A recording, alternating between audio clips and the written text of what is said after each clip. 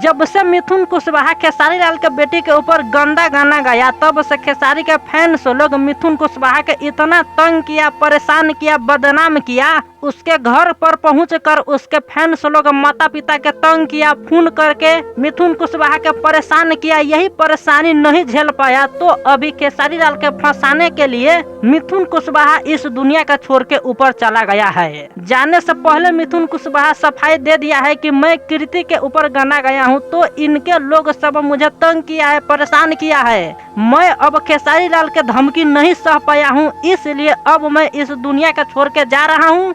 इसके पीछे पूरा खेसारी लाल के हाथ है। ऐसा बयान देकर तब भगवान के पास मिथुन कुशवाहा चला गया।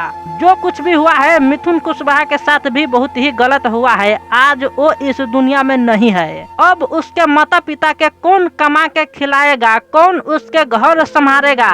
उसका बीबी अब विधवा हो चुका, उसका बाल बच्चा भी अनाथ हो चुका। खेसारी लाल के बेटी पर गाना गा के ये तो अपराध किया ही, लेकिन मिथुन कुशवाहा के ऊपर पहुंचा दिया मानसिक टेंशन देकर। ये भी कहीं न कहीं उनके साथ गलत ही हुआ है।